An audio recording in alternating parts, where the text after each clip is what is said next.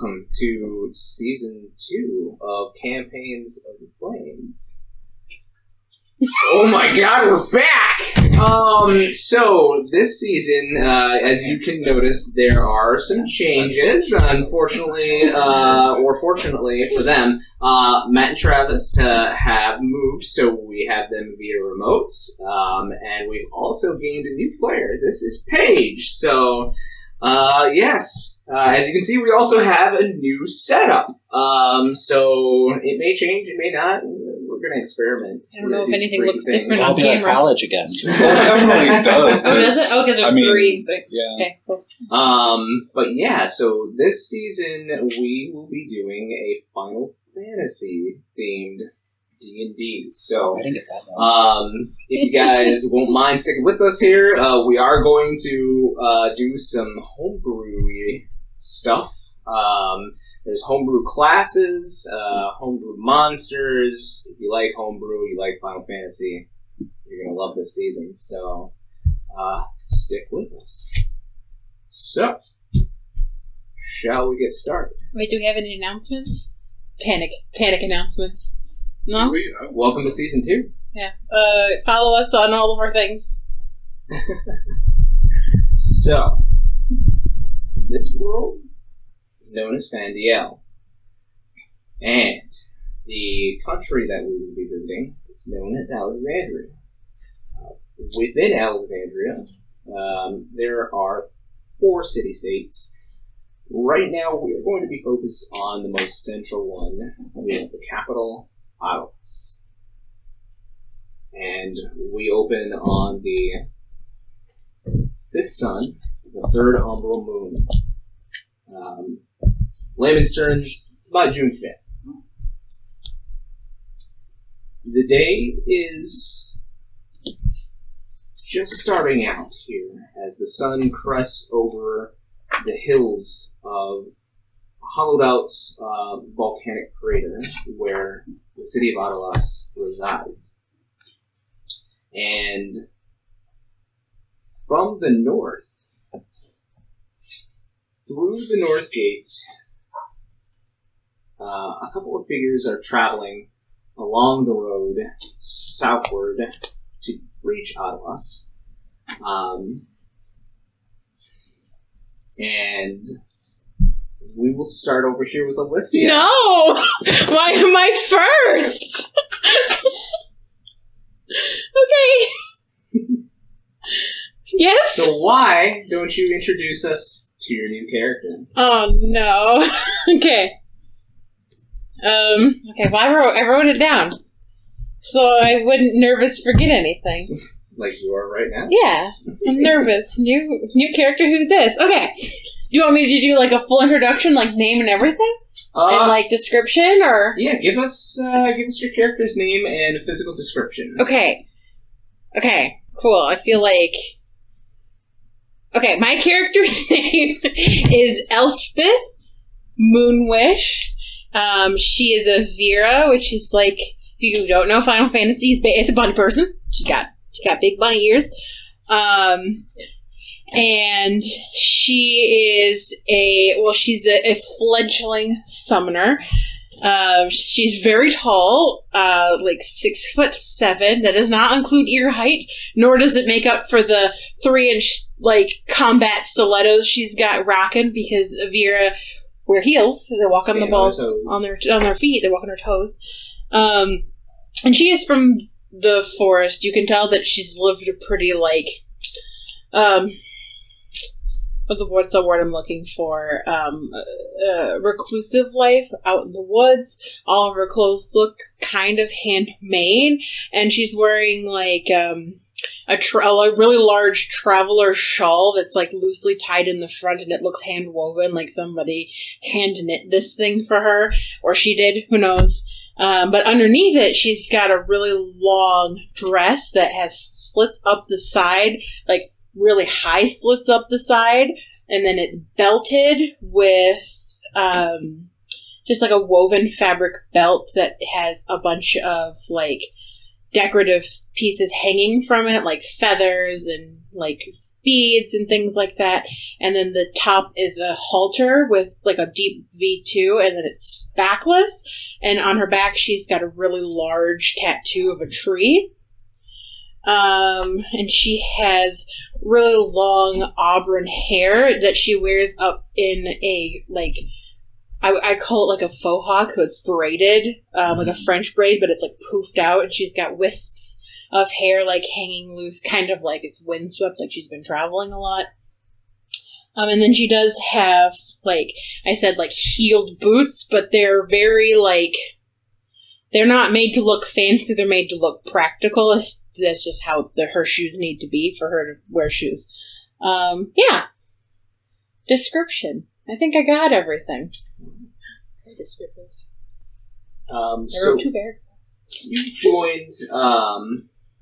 You've joined one of the traveling caravans that has come from beyond the mist. As people from your neck of the woods, there are quite a number of people who escort people from beyond the mist. Now, our world is filled with a substance known as the mist. It separates countries, and it is actually the source of many fiends or monsters within the world.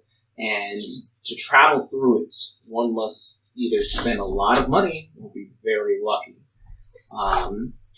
One of those such travelers is Paige. Oh, no. Okay. Why don't you give us a description of your character? I have a girl named Fena'Din, and she is a Gria. She's, like, really short. She's, like, 4'8", so pretty short. She's got 2 horns that go, like, straight up, and then she's got bat wings that are metallic, like a brassy metallic, with a tail that's also brassy metallic.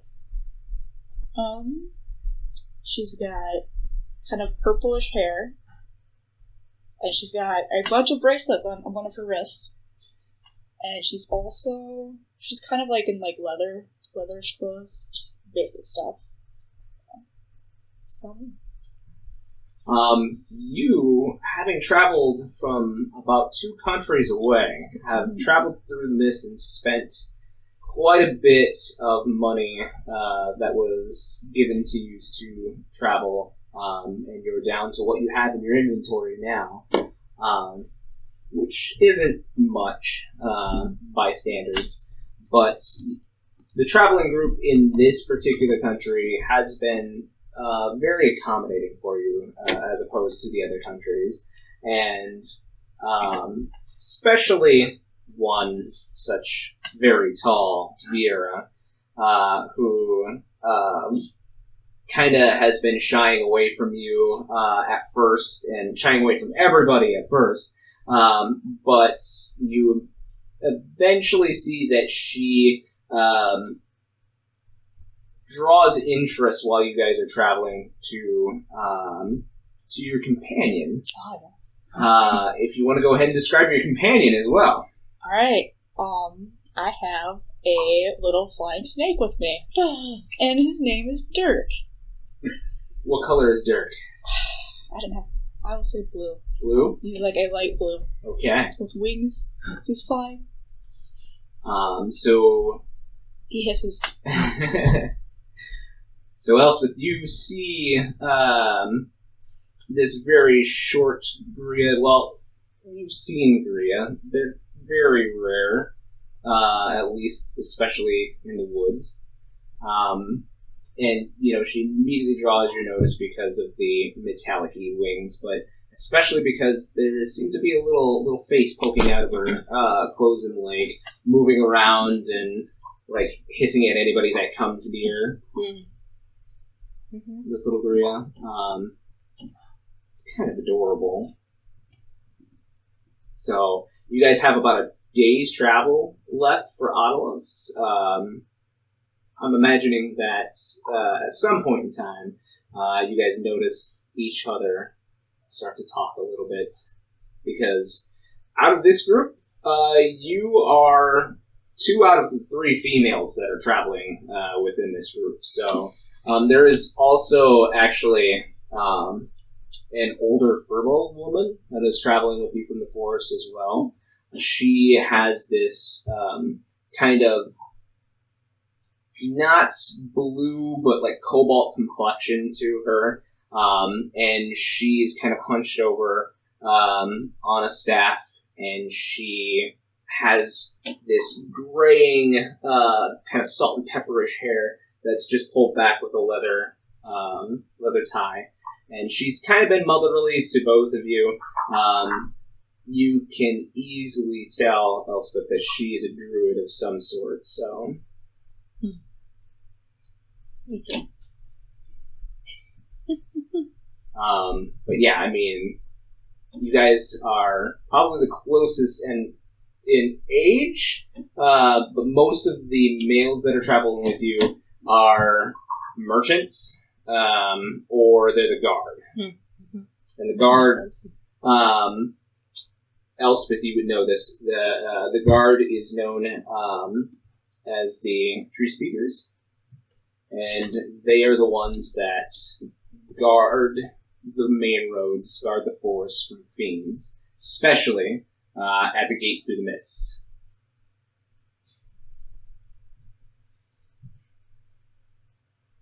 But you know that they wear wooden masks to mask their identity. And they wear this kind of brown leather armor that almost looks like it has been painted to look like tree bark. And when one of them does go off to scout, they disappear. That's cool. Besides to give instructions, they don't talk to you at all. It is a very quiet journey besides a couple of the merchants that kind of look down upon both of you as they are very finely dressed and not having any of your peasantry. Give shit. I don't know that anything's wrong. You guys stop for the night, and the purple woman, she is the one basically cooking for you guys, as she is very happy to share. Most of it's vegetarian. Perfect. The Tree Speakers do offer meat, but she's like, oh, we don't need it. We're fine. Thank you.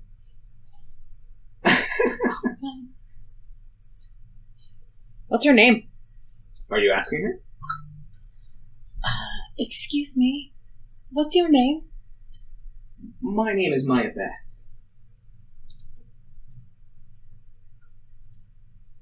Could I help you with any cooking? Oh, no, dear, thank you. I've been doing this for many years, so I'm fine. Okay. Okay. I go sit back down.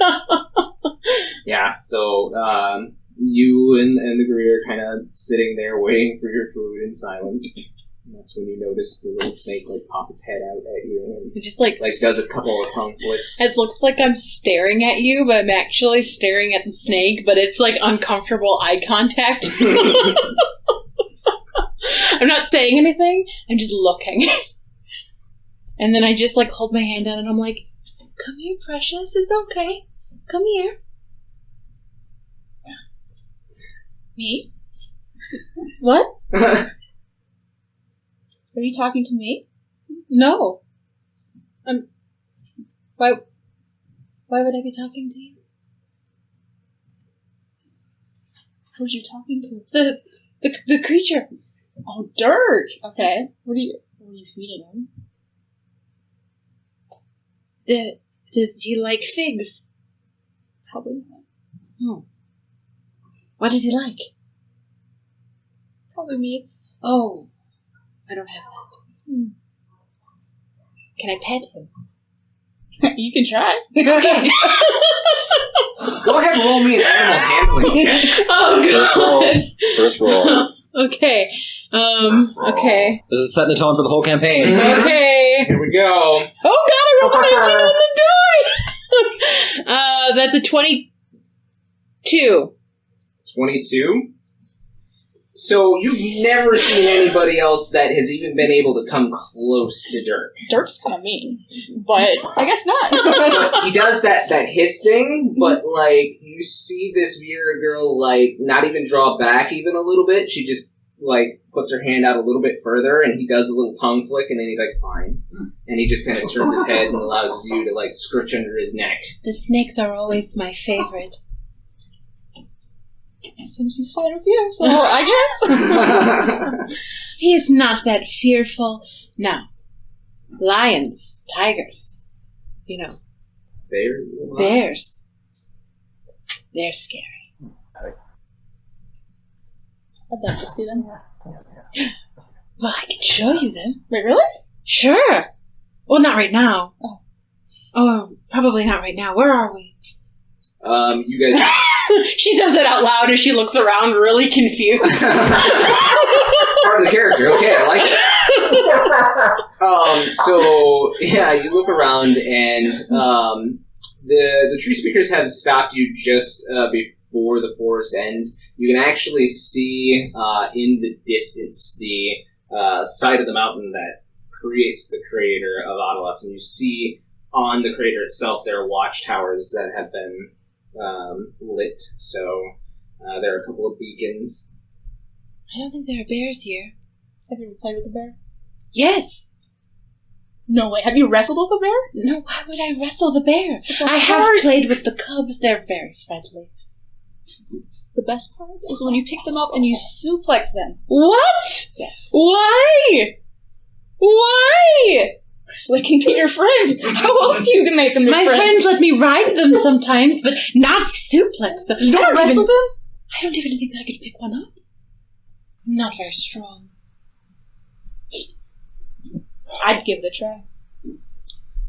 We will have to find a bear in the town. Oh my god. Do you think there are bears in the town? Oh my god. I don't know. I have actually no idea. Bear bar. There's a bear bar. So my Beth look for a bear. brings you over a couple of bowls of some stew with some hearty roots and some beans that she's and it smells delicious. I mean, for not having meat, Din, it does smell delicious. Okay. But you guys partake, and eventually, you start to talk, get to know each other a little bit, whatever you decide to share. But the head tree speaker says it's only going to be about a day until we reach our destination. Why do you have your hand up? Are there bears? In the forest? No, in the town. I do not know. We do not go into the town. I let you know. We'll find out. We'll find out. I'll let you know. All right. I'm gonna wrestle the bear. I would like to watch that. So, the very next day, you guys rest. The very next day, you travel along. You come out of the forest just before the mountain, and you see as the tree speaker, the head tree speaker, like waves up to the guards, and there's a little... I literally, as he's waving at them, I'm like, because he's waving, so I'm waving at them too. He's like giving a signal. I don't know that. Doing, like, I'm waving. this, and you're waving next to him, and he just kind of like turns his head towards you, and you don't see his expression because it's underneath a mask, but you can feel like... Mother always taught me it was nice to be polite. Sure. And he just kind of motions towards the... so there's this giant metal portcullis in the side of the mountain that is being opened for you guys. So you travel into the portcullis through the mountain for probably about an hour. But the way is well lit, and there's actually, you see a number of rooms dotted along that might have had provisions, places for the soldiers to sleep. You do see in a couple of the open doorways there are like stairs leading up into probably the further reaches of the mountain, probably the watchtowers that you saw. But yeah, you step out into the sun of the mid-morning, and you finally see the city of Adelas probably less than 2 miles away, and it sits atop this this little stand, and you see that it is a walled city, but there are buildings outside, and the city itself, you can almost hear the din of people moving from here, which you two have not been from larger cities before. This is jarring. This is a metropolis compared to where both of you have come from. And so you see a number of silver spires in the middle of the city that shoot up within, the hundreds of feet. And you see as the sun shines off of gold and silver, and you see the wall and guards walking across it, and you can almost hear the people from this distance. I think this might be more people than I've seen in my entire life. Same. Okay. I don't know what your plans are in the city, but would you mind spending time with me? I don't want to get lost. Yeah, I guess so. Okay. Maybe we'll find that bear. That would be perfect. So you enter, you climb the stairs on the side of the mountain up to the city itself. And this is where I will actually drop the picture in our chat real quick here. Pictures. So you guys can see the city of Alysia.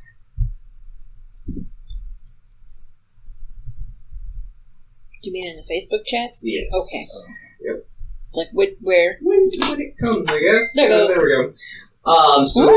go. You guys are coming, the guards that have kind of motioned you into the city along the way have told you that you're approaching the city from the north way. And you see a number of buildings along this side. Most of them seem to be like stableries or places to trade grain. Are there horses? There are horses. I start wandering towards a horse. Okay. Yeah. I wander She away. wanders off. I'll go with. I'm You curious. go with? Okay. Yeah, I mean, there are a number of stables here. You pick the nearest one, and you see a couple of them are being groomed and attacked for travel. If there are any people with the horse, I don't even look at them. I walk past them and I start petting the horse. There's a very large Rothgar male that's been grooming like this really big Clydesdale-style horse. Mm-hmm. I don't pay any attention to him as a horse. He looks down and he's like, can I help you? Who are you? I'm the stable hand. Who are you? Oh, I'm petting the horse. Well, it's nice to meet you. I'm petting the horse. Oh. Oh, I think I misunderstood. I'm Elspeth. All right, nice to meet you, Elspeth, petting the horse. That's okay. That's okay. Yeah. And then I just, turn away from him and keep petting the horse. So, How yeah, strong is your horse? he's a pretty big stud. He can usually carry a whole cart himself. On his back? That seems very cruel. You should be ashamed of yourself. He just kind of looks up at the horse, and you can see him picturing, the horse, carrying a cart on his back. And he's like, no, I don't think that's how that works. Did you wrestle him to the ground? He looks at the horse, and you see him, at first, look at it, why would I run? And then there's this moment of tension between him and the horse, and he's like, I could take him. Where are you taking him? I think he's tacked to go out the north gate. Weren't we with somebody? Weren't we following someone? Is this horse bothered by my snake? No. He's already got the blinders on, so he doesn't really notice much. He's also has a bag of feed on his mouth. He's much more interested in that. He's getting scrooches from Elspeth, but he's way more interested in feed. I craft a tiny flower and I hand it to the Rothgar. Oh, thank you. And he, like, looks, like, where to set it down, and then he just, like, puts it in his ear and goes back to brushing the horse. Were we following someone? I was just following you. I just saw a horse. I like horse. Horse cool. Did we have to stay with those people in the carts? I don't give a shit. Do you know your way around the city? No. Okay. No. Well, let's just walk in a direction then. Yeah, sounds good. And he's like, if you go into the city, the gate's over that way. Excellent. Yeah. Let's go that way. Alright. And then, what? Bap the horse in the nose. Bat the horse on the nose. What's do the the kind of, what's the saying like they did in 10 where when the summoners were like, you know, may God be with you or whatever. What's the saying here? for the church? Yeah. They say go with the faith. Oh, okay. I say that to him. Okay. So, you guys continue onward, and you get to the gate, and the guards stop you and say, "Halt! What's your business in the city?" I'm looking at a bird flying around. Oh no. Look at it. It's magnificent. She's simple. What? We're looking for bears.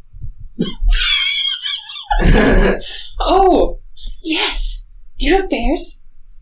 I don't know if the circus is still in town. It might be. What's a circus? It's a traveling show with animals and clowns and magic tricks. What's a clown? And you see this guard like kind of shudder. Well, we were with a group. A caravan? The merchants already went inside. I know. We saw a horse. I had to pet it. There were many horses outside in the stables. There are? We only saw one. There's plenty more to wrestle. And the guard just looks at you like... I'm gonna crack my knuckles. Oh, we just need to get into the town, into the city, into the gate. Alright, well, pay your tithes and be on your way. I have no money. What's a tide? It's a tithe, not a tide. Like an offering for entering the city. Oh. And what are you holding out? I only have gold coins. Well, how much are you holding out? Just one. Just one? Yeah. Okay, they take it and they are like, for both? Yeah, yeah. Okay. Of course.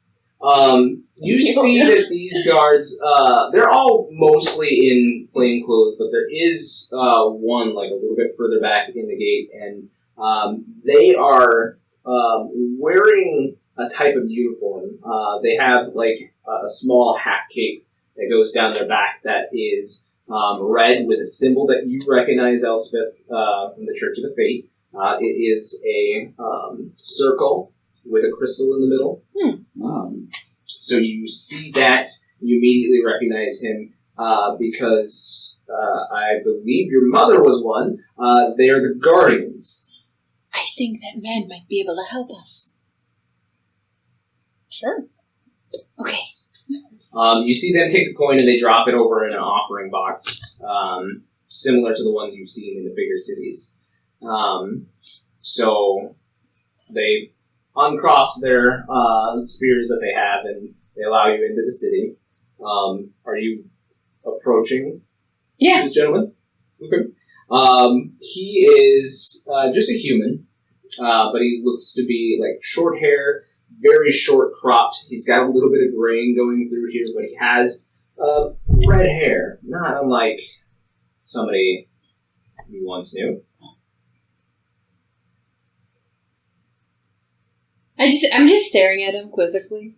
He's standing at like a small desk, like with a quill and ink and a parchment in front of him, and he's like facing a wall, not really like paying attention. He's like counting some tidings that they've gotten already, and like he's just sitting there writing and like adding in. And then he feels your presence more than sees you. And he like turns around and then looks up at you because he's only about 6 foot, and he's like, "May I help you, ma'am?" You have lovely hair. Thank you. That's all? Be on your way, citizen. Compliment her back. I'm a married man, thank you. I don't care. You have very nice ears, ma'am. Oh, I grew them myself. What? Right. Was there anything I could actually help you with? I need a summon. I need to start at the... Where's the church? It's in the center of the city. Where's Looking the for center temple. of the city? He leads you out to the gate, and he points off to kind of the right, and you see this, like, Gothic, Neolithic structure. Almost looks like it shines like ivory, with silver spires. And you see, as he points to this particular building, and he's like, the main church is there. What's the place called where all you can talk to the dead people? The far plane? Yeah, that's right. Okay, so then she'll be like, is the far plane there too? No, the far plane is in the center of the city, the Spire of the Dead. I thought the church was in the center of the city. The church is not in the direct center, but it is within the walled area beyond. I think I'll remember that, thank you. You're welcome. Be careful, both of you. Are there bears? I don't know if the circus is in town. What is a circus? What is a circus? Is that the... Marcus is the circus! And he looks back to the guard and he's like, you like the circus. Is it still in town? He's like, I don't know. Maybe that's like the bear den name. Yes. Let's go. I would go to a pub circus. That does track. Alright, so Right you sound. guys... I walk towards the far plane, I think. I start heading in the direction So he you head pointed straight into the center of the city. Sure. Once you get through the gate, the people are thick here. Like, you have to squeeze between people to get anywhere. 2 C's thick? What's that? 2 C's. 2 Lots of C's Ks. thick. Two Q's thick. Oh, it's Q's now. Yeah. Thicker than a bowl of oatmeal. 2 packs. 2 Exactly. 2 packs and only like half a cup of water. Yeah, no water. Oh, dry. But yes, there are a number of races here. Some you haven't seen before, some that are large, some that are small. You see a number of people, like just a mass amount of blending of the races here.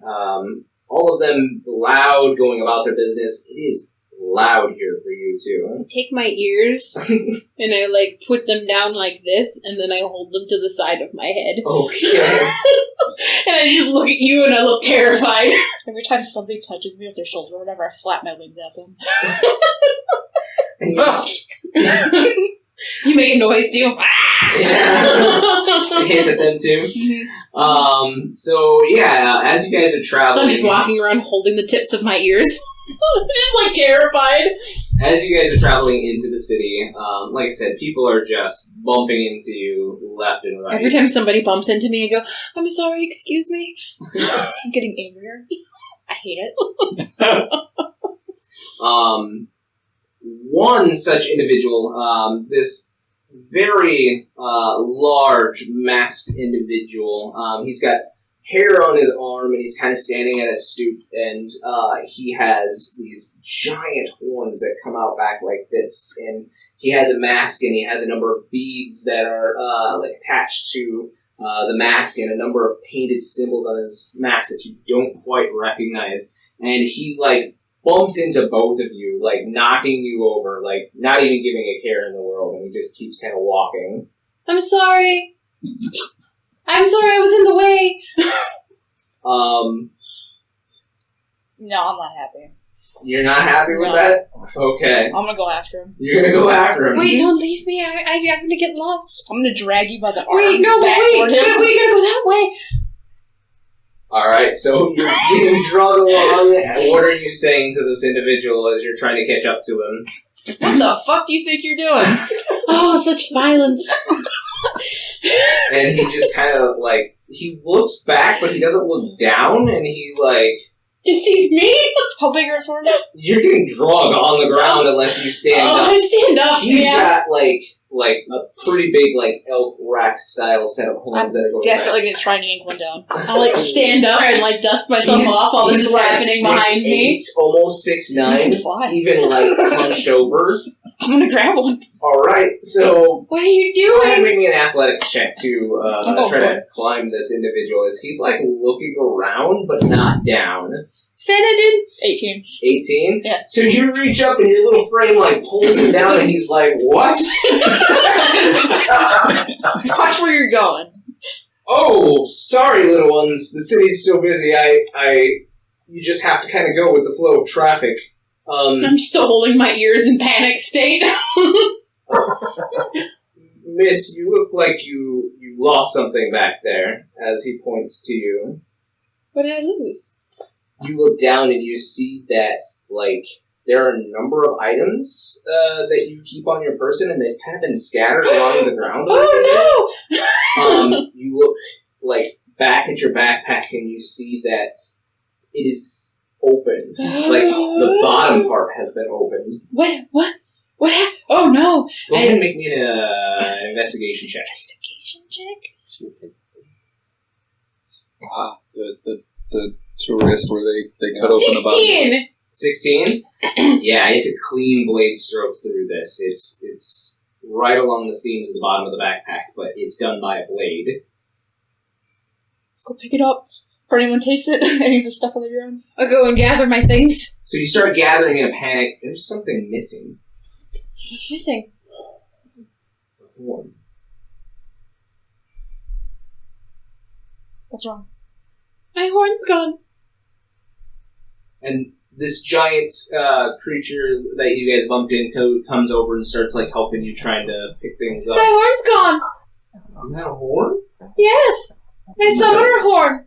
Oh, and he's he immediately makes the sign for the Church of the Faith, which they take their hands and they do this, and they put it on their chest and they bow towards you. Yeah, okay, but my horn's gone!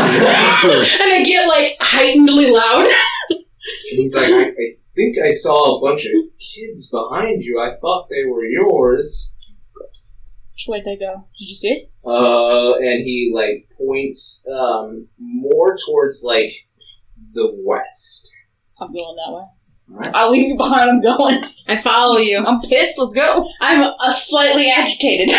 Alright, so you pick your stuff up. Your backpack is now open, and he says, wait, I want to pay you back here. I feel really bad. And he immediately, looks around, and he, waves down a cart, a small cart that's being dragged along. And it's one of those very small, 4-person, carts. And this is the first time you hear a very familiar Final Fantasy sound. And you hear, as you see a big blue, or a big yellow bird-like creature. I forget that everything's missing, and I'm like, it's a bird. It's a chocobo. It's a chocobo. I just go up and pet it. And he just kind of rustles his neck a little bit. Is this your bird? No, it's the driver's. The taxi. Oh, you're a... Wait. he points up to... So it's his bird. It's her bird. Her bird. And you see a little Mikote woman sitting on the driver's seat of this carriage, and she says, "Where are you all going?" And he's like, "West, that way." She's like, "Okay." We're following children. They stole my summoner horn. He like... if you haven't noticed, this guy is a Garrett that is with you, and he like helps you guys up into the carts, and when he gets up into it, it like sinks down a little bit, and the bird like is like a little bit, but he, as you guys start like going along, the cart takes off at a really good pace for a bird pulling you along, not a horse, and he immediately like, digs into his side satchel and he whips out a thread and a needle, and he's like, Can I fix your bag?" Oh, that would be so kind. And he immediately starts diligently going and stitching this bag. For such a giant man, he's quite dexterous. People here are so friendly. No, not really. I was mad at him a second ago. I just thought like... So you guys take off to the west in the carts. That is where we will skip over to the east. So it's been a few days that you have been on the road, Matt. If you would like to give us a description of your character. Sure. My name is Milos Novak. I am a male Hrothgar. Let me grab the description. I have golden short fur with black and white stripes throughout. I have a long, thick gold mane with long head hair and a short chin beard.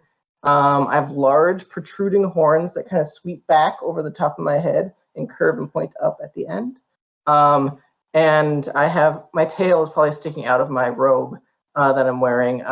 You can, if someone were behind me, they'd see my tail has just a black tuft at the end, which is unusual because usually it matches your mane. But I am also wearing like dark maroon robes, and I have a large quarterstaff that I use as a walking stick. I stand about 6'2" when I'm with my walking stick, but I'm definitely like hunched over a bit. Yeah. So that's it. You left your village, going to the capital to seek some aid from the capital itself, and you have all the paperwork and everything. The really bad part about traveling through Rubus's desert is that you definitely need a caravan to travel along, and somebody that's going to have enough water for you guys to make it to the capital. So you two are traveling via caravan, and you are unfortunately joined along the travel by another Hrothgar, Bork. He seems to be leaving, and he won't really give any clue as to why. He doesn't talk to you, but he shoots you glances every once in a while. He'll speak up to rib you every once in a while, but he won't talk to you in most cases. And he just shoots you dirty glances the entire time. At one of the stops, you guys actually pick up somebody that had been traveling through the desert alone. And you see this figure approach the caravan and ask directions from the head of the caravan. And they offer for them to travel with you. Travis, why don't you go ahead and describe your character? So I'm Becky Blaize. Becky is about 5'5", fairly slender build. She has dark black hair and this bright green skin. She has horns that protrude out the front of her head and wrap around almost like a a circlet around her head, and they're these dark onyx. Along with her scaling, you see spattered across her body that have these dark black sheen to them. And she's wearing kind of this bodice that have like black and crimson notes to it. And she's wearing a matching skirt and boots to match. And she kind of saunters around she seems a bit timid right now, especially approaching this very large city. And she seems kind of reserved, and anyone watching might notice that she doesn't quite interact a lot with the other people. So, you see this figure, Milos, approach the caravan, and she seems like she's traveled for quite some time, and the caravan is you take care of yourself, we have the water kind of, and we take care of any fiends that come along kind of caravan. It doesn't seem that this particular person had a knowledge of maybe the direction to go. That's why they approached the caravan. The caravan did offer for her to join the caravan as well. So you guys are a couple of days out from the city yet. So there is a bit of traveling together. The caravan itself is full of different personalities, we will say. As there are a number of people selling goods, but you see a few people, humanoid looking, with goggles that will cover their eyes in the sand when the sand whips up.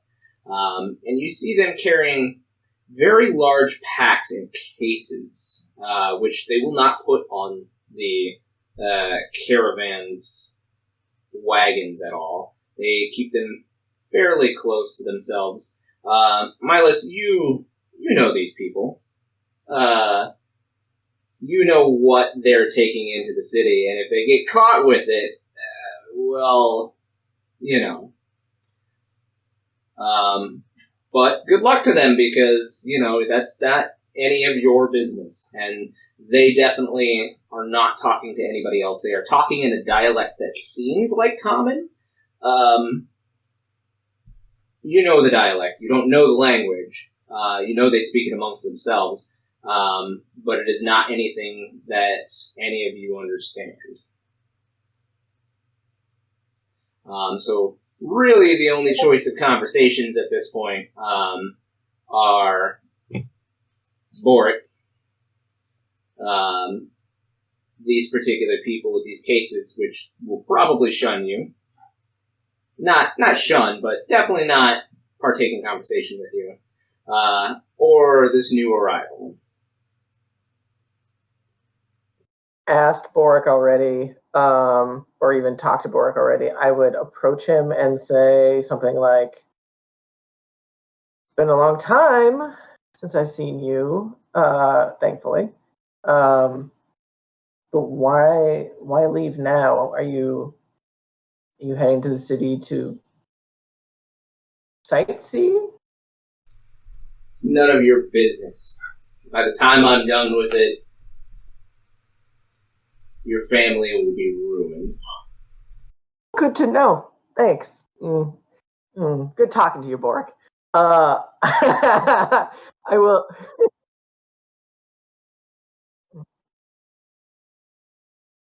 Oh, nice talking to you too. Okay. Well,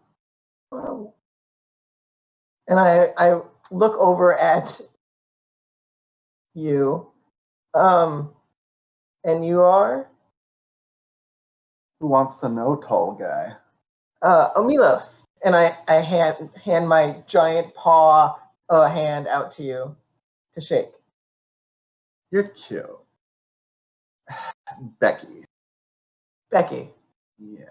Nice to meet you, Becky. And I'm kind of flipping through a black book that I have, and I'm like, yeah, same. What do you got there? Oh, just some light reading. Oh, what's it about? Revenge, mostly.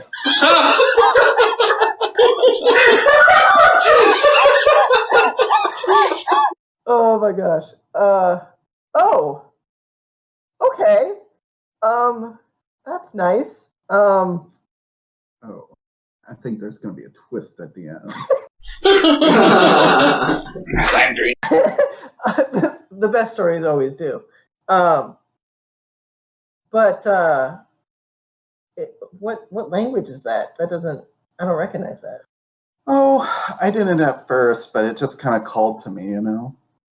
Oh, okay. That's let me double check. It's not a lot. Celestial, common, orc, geometric. That's it. Okay. So yeah, I mean, this is very strange writing to you. It's very ominous writing. At least the symbols seem like they're like almost carved into the paper of the book instead of, written freehandedly. They're very sharp, very jagged symbols. Huh. That type of language in my studies. Pretty unique. Yeah. What? Where'd you get it? Friend of mine. I was hanging at her place for a while, and I got tired of that little town, so I borrowed this and hit the trail. Huh. That sounds nice. What brings you to town? You just want to get away from your friend, or? Oh, no. I hear there's tons of other books out there with even better stuff in it. Oh, I mean, yeah, there's dozens of books. I've read, what type of genres do you like? Oh, Like fantasy, like history? Oh, no, the last fantasy I read was my final one. I tend to lean towards real life application anymore. Oh, Yeah. Okay. I'm aspiring to learn more about the universe and what makes it tick and how I can control it. Oh, you mean like the elements and the earth and the nature and everything? Like how it all works together and. In a manner of speaking. Oh yeah. Have you ever heard of geomancy by chance? I'm not familiar. Oh, well, a lot of my clan are geomancers. We use the earth to kind of help us with spells. Oh. Our environment around us. It's quite interesting. We helped make an oasis. It was fascinating. That is fascinating. Well, I'm more of a mage. So that's like your spell book, right? Yeah, it's I guess I'm a black mage. Why you gotta add color to it? I mean, is it just because your aesthetic is very dark colors, or? Yeah, it looks good on me. I would agree. I mean, Yo, are you trying to hit on me? No, I'm good.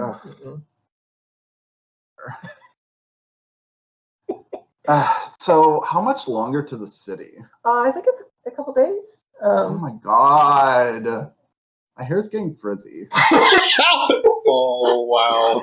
Well, I'm sorry that, it's hot. I mean... Yeah, it'd be better if there was, I don't know, cloud or two. I don't know. Well, I mean, I can't make any clouds necessarily, but I can only make things a little hotter, unfortunately. Sorry. Oh, super. I know. I'm sure that's not much help, but anyway, should we try and talk to the Albed, or they probably won't talk back? And Boric over there is definitely not fun to talk to. What's up with Big, Tall, and Brooding? Oh, Boric, we've known each other for most of our lives. He's not a fan of me. He just doesn't. Him and I just don't get along. Oh, We have different ideals, I guess. And he's a dick. Mm-hmm. I think I know what you mean. Well, and what's with these guys? They all have their little boxes. They are. You know that some stuff is like not allowed in the city, right? Let's pretend I don't. Okay. Well, there are things that are not allowed in the city. I'm not going to say what they are specifically because I don't want them to hear me. But it's like technology, that type of stuff, Like a fishing rod, or No, think like bigger. And I'll like make sure I'm without an earshot and try and whisper. But I'll say it out loud, obviously, so you can hear. Machina. Does that sound familiar? yeah, Machina. No, just quiet. Machina. Yes, quiet. We don't. All of the Albed look at you guys like. God damn it!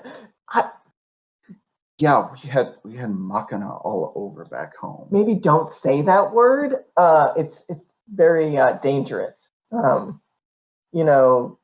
Not being allowed in the city and all. Yeah, right, totally. So okay, that's probably what they have. Oh, okay.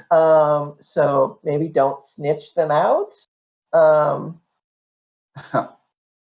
Bitch, I'm no snitch. Oh, that's good. I appreciate being able to keep a secret. I have a friend of mine who works with Machina, and I don't know much about it. It's like foreign to me, but he's really good at it. But he's kind of showed me a couple things and how dangerous they can be. Cool. So you guys talk for a couple of days. We'll keep moving the scenario here. You have time to talk. Well, it seems like he talks for several days. Sorry. But you guys eventually, on the second day, reach the side of the mountain. Maybe not for you, Milos. I mean, it is impressive, but you like the oasis back home. But Becky, this is definitely the first time that you've seen a city of this size. Once you guys get through the mountain itself, you see the same things. A couple of watchtowers, the iron portcullis. You see a number of guards as well, and they walk you the rest of the way to the city and greet you to the Sun Gates. There is a number of buildings outside of the wall on this side once you make your way upwards. This side seems to be mostly farm area. There are a number of smaller houses, number of farms. When you approached, you saw that most of the earth up to this place was being tilled or being grown with something. Number of farmers out there. But you reach the gates. The guards do stop you and ask you what your business is in the city.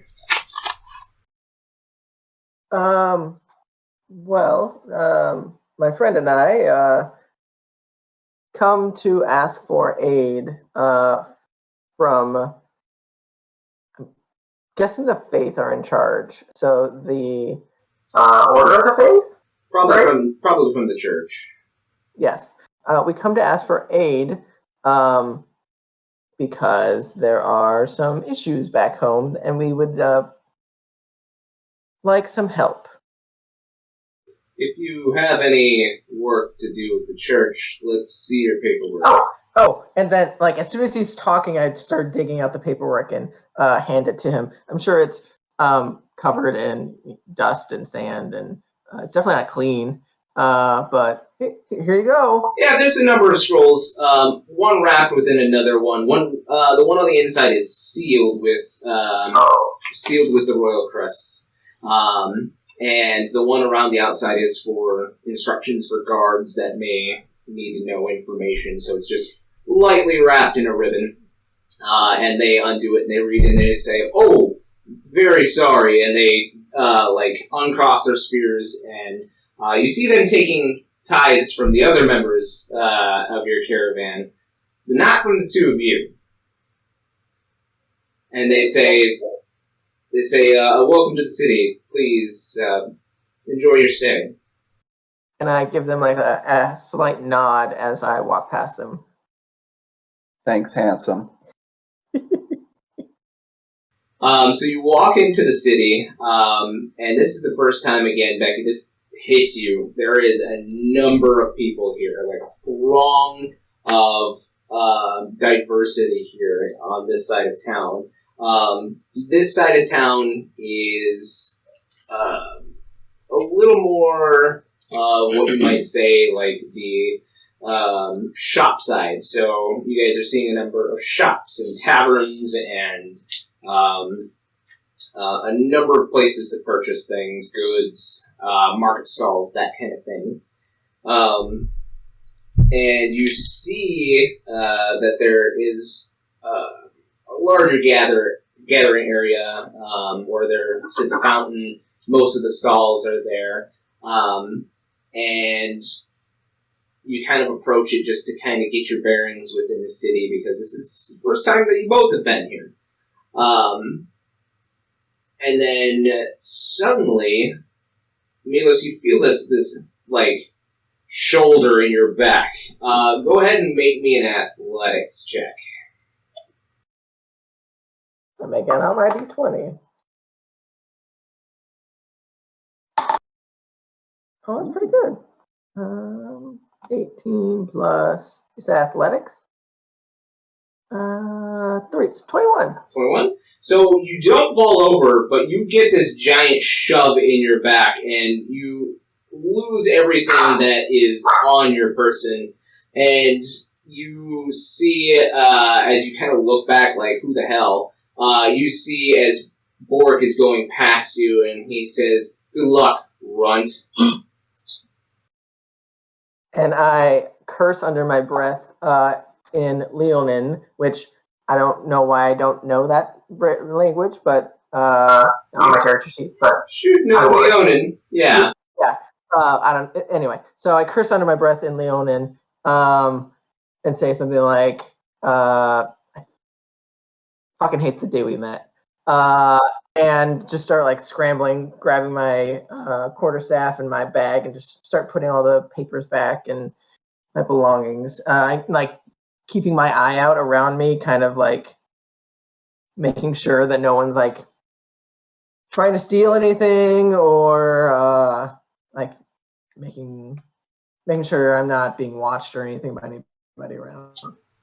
So you're going to pick everything up, and there is this stranger that approaches you, and he says, in Leonin to you, he says, "Well, that wasn't very nice of him," as he kind of leans over and starts to help you pick things up and put things in your bag. Do I recognize this person?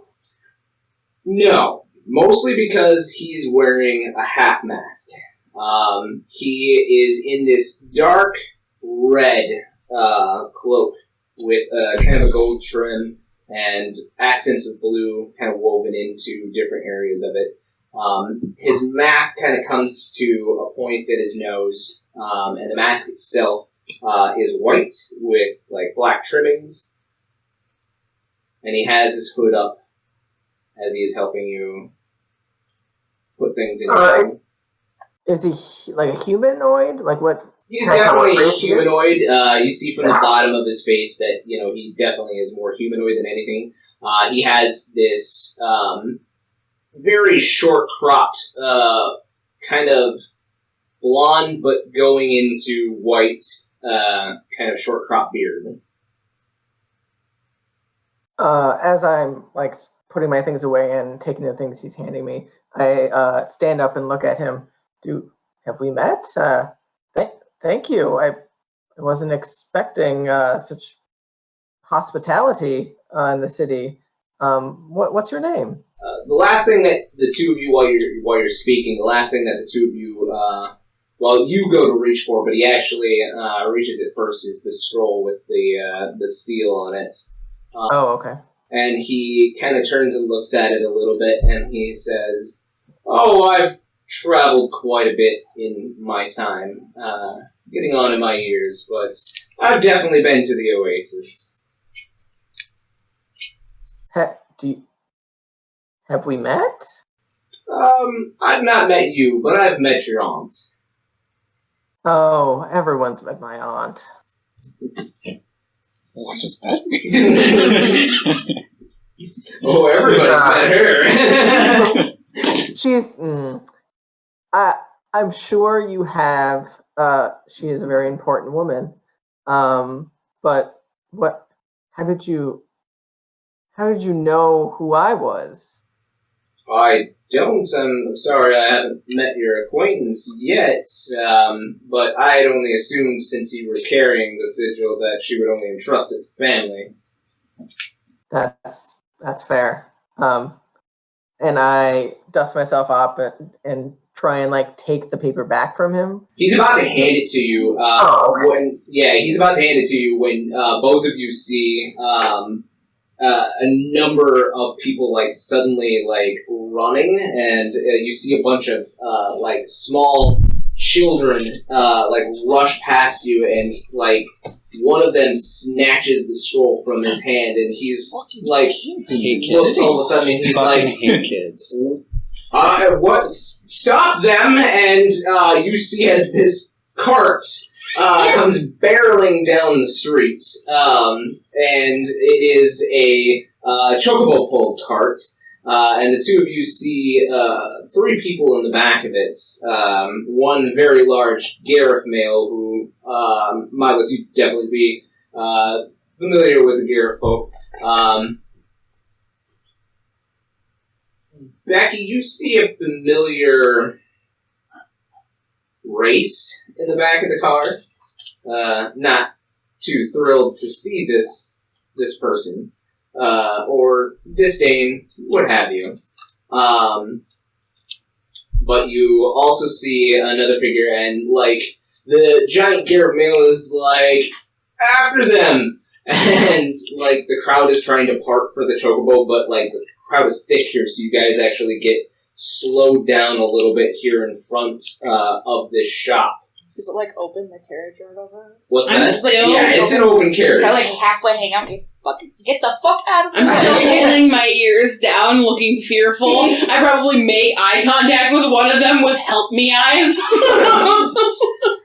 And that is, we'll stop there for a second. It's been a pretty slow day at the forge. Not too much excitement. But you hear that the hammer has stopped, and all of a sudden, your father comes in, and he says, "We've got maybe one of the most important orders that we've ever received, and I want you to take it to them personally." Eric, go ahead and describe your character. Okay. We're doing names? Yep. So my name is Asher Martel. I wrote about what he looks like. I don't remember what he looks like, so I will read what he looks like. Yeah, that works. I can find where I put where he looks like. So Asher is a tall boy. He is 6'4", much taller than his father, who is only like 5'6". He's a person that has arms. Let's see here. He's a large, bulky boy with tall, lean muscles throughout his body. Heavy lifting and manual tasks that he performed growing up really sculpted his body. His face it looks to be sculpted out of stone by a talented artist. His features are delicate for a man with high cheekbones, a slightly upturned nose, and full symmetrical lips that always seem to be pursed. His deep brown eyes are dark and wide, with eyelashes that lay upon his cheeks. His jaw is square and prominent, that is covered in a slight, beard peach fuzz because he's only 18. He sounds like a Disney prince. He's beautiful. Okay, good. I legit looked up, what is handsome? And then wrote down, because he's very handsome. Also looked in a mirror. No, I'm not. And so yes, slight, just slight beard. His skin is a little bit darker than his father's, who's pretty white, but his is slightly darker. His hair is curly and wavy. Covers his head. It's ash white. It's almost silver. And is wearing a hat. And he kind of is always fussing with his hat and pulling his hat down. And it's like Justin Bieber. His hair is always in his face, so he's always pushing it down and pulling his hat back on. His eyes are dark brown with just hot boy things. Yeah, hot boy. Yeah, just hot boy summer. His eyes are dark brown with flecks of honey. Boo boo boo. The things you don't need to know yet. He is working in the forge with his father. So when he's working there, he's usually just wearing a leather apron and sometimes a loose tunic, depending on the heat. If not, he's just full on muscle man. Yes. And then we'll have goggles on his head. On his left arm, on his forearm, you would see a large tattoo, and it's a long sword, and then the hilt of the sword is a tree. And I have a picture of that, so I'll send you that, guys. And then on his upper right arm is a actual brand, and if you look closely, it's the shape of an anvil, and it looks like someone has recently branded him. And that is Asher Martel.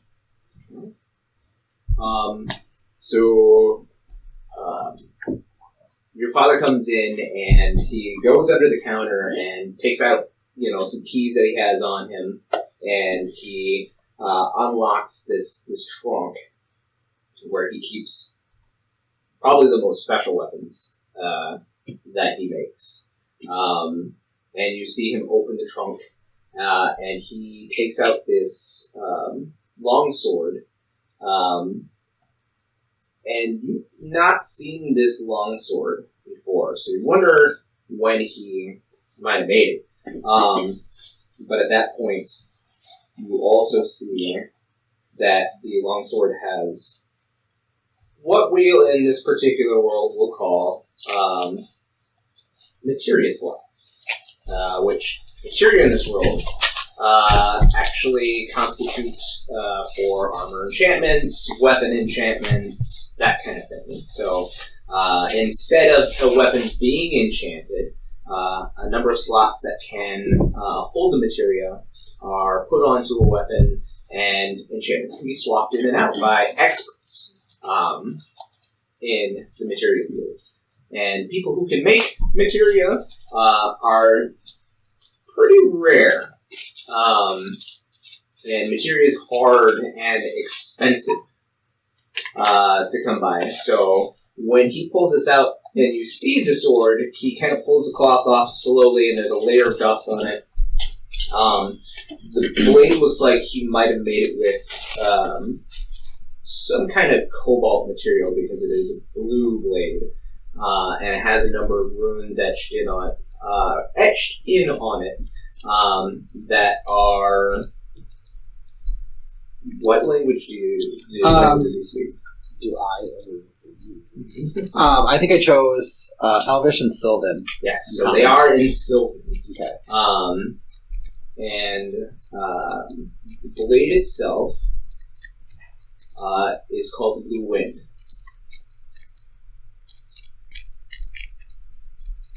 And you see that the 2 slots that are at the base of the blade have materia in them. Fuck. There's 2 slots in there full? Mm-hmm. So you know this is a special weapon because you know who made this materia. This materia has been around for a long time, since you were a child. Okay. Who I think made it? Mm-hmm. You know who made this materia. Okay. Like recently, but like... Not recently. But like within my lifetime? Yeah. Okay. Yep. And he kind of looks up at you with like... This man is stoic. Obviously like any smith, but when he finally pulls the cloth back far enough to see the materia, you see him about to well up and cry, and he immediately wraps the blade back up again in this fine satin and ties it up. Is he just holding it? Yep, he is holding it out to you, and he says, "This is to be delivered to the church. This is for the Grand Maester. He has specifically requested it." You'd probably look at him and say,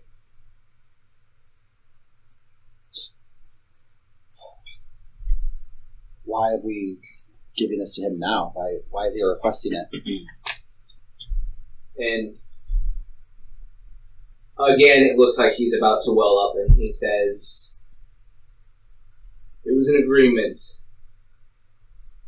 between your mother and him." I didn't even know she knew him. I didn't either, but there was a scroll that came just today with orders, and You're just going to give him something that she made, just like that? We don't have many pieces of her left, and you're giving this sword away that you kept secret from me? he puts a hand up, and he very shakily reaches into his apron, and he hands you a small rolled up piece of parchment. Okay. And it's tied with a small piece of blue ribbon. And he says, "Go on, read it." Open it and read it. It's a familiar hand script. Ugh. It's definitely your mother's. Okay. And she says in this particular letter, "I know that it is hard to accept me being gone, but this is the road that you must follow to follow me. And that is it." And it's signed with your mother's name. How long have you had this? Why are you telling me this now? And he says, "I have not read the letter. I was told." Oh, you're just giving it today. Okay. Yep. And he's like, "Yeah, it came with the orders," and he shows you the other scroll. Okay. And it has the official seal of the church on it. It is New Vellum. It has the official seal on it, the official ribbon, everything. And it has your mother's signature and the Grand Maester's signature at the bottom as an agreement for this particular blade. And he says, I knew about the blade, but I kept it because it was part of her. But she has a plan for it, I'm going to say, known to the Grand Maester and her. And we're just going to give this up?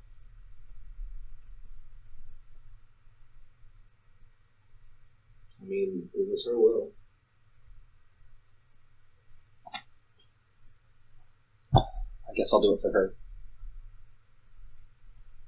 Good. And and he like wipes his face, but like he's got soot on his arms and everything, so he's basically just wiping black smears over his face. And he kind of hands you the blade and then pats you on the shoulder, that firm hand with and he has dragon skin gloves like on his hands, and he like pats you pretty hard on the shoulder, and he says, "Now take it straight away there and find out what all this nonsense is about. I'm right back." Okay, I'll be quick. All right. So he hands you the blade. You step outside. There's some kind of commotion going on, like in front of the shop, and like there is like a number of like small children trying to move about the people that you see. Obviously, you're pretty familiar with the thieves in the city. Yeah. You're familiar with it. You know how to avoid them. But you see this large Hrothgar in the middle of the city, and this male in some kind of cloak with a hood over, and this green-skinned horned individual standing there, like, trying to move through and, like, chase the kids. And then there's also a cart with a chocobo going pole trying to chase it as well, and they're, like, in front of your store, like, causing this giant commotion. Kids these days. We're going to skip over to another individual who is in this neck of the woods. Bad time to be in the town-to-town area. Because we're here causing chaos. So, you were perusing some textbooks on some potions and other alchemical regions, where to find them, that sort of thing. There's really only one store that's got the materials that you need, and it's in a part of this town that you only visit if you were making house calls, not the sort of thing that you would normally do. But you are there searching for a couple of books, and you know the patrons well enough that they generally know what you're after, and they point you in the right direction. You pick out a couple of the books there and make your way to the counter. And why don't you go ahead and describe your character? Okay. So my character is actually well known by the name of Marquies. He is sort of famous, not by choice necessarily. You might have seen flyers around the city or even heard his name from many other towns. He is dressed head to toe in leathers. You can't see a single bit of skin on him. He does have a cloak with a hood, and his most distinguishing feature is he's actually wearing a plague mask. All of the leathers that he's wearing, dark browns, they look as if they're very well worn, but not damaged or necessarily needing to be replaced. Well loved. Yes. So you step into the city streets at this time, and right in front of you is this commotion that I have previously described, as you see a number of children like being chased by a few individuals in the street, but also a couple in chocobo-drawn carts, and they are causing quite a commotion in the city square. Just another day in the city, I guess. What are the two of yours passive perception? Oh, mine's shit. 14. 14? Not that good. So you see, as a number of these children are making their way through, they have most of your attention, especially yours, as you're just like, there's shit going on. But then, what is your passive perception? That's like 11. 11? Yeah, it's bad. So you feel a small bump, and you know that's not good. as you see a bunch of them run in front of you as you're trying to like cling to this blade to keep it safe here. You see one try to snatch a pocket off of you, but don't quite manage to get it as you kind of step back into the throng of people, but you get kind of carried up and pushed along with the crowd as part of this. So you're now kind of getting pushed along like towards the three people and the cart that's coming after them as they're all like, "Stop those kids!" I don't like this. You're being forced into a situation. You also see in the cart as this very tiny, very angry Gria female is standing up in the cart being like, "Get the fuck back here!" I'm going to have a case by the end of the day. You see me, I make eye contact with you probably, and I'm like, with my holding my ears, I look terrified. And I'm like it's almost like a pleading, like, help me kind of look to anyone who she can make eye contact with. I'm excited. I'm also angry excited. You're angry excited. Got an angry boner. So, yeah, I mean... I'm just along for the ride in a panic. Yeah. So, anybody want to do anything? These kids are out in front of you, probably by about 15, 20 feet. We're not moving anywhere? No, your cart has come to a stop. I think back to something I read recently, and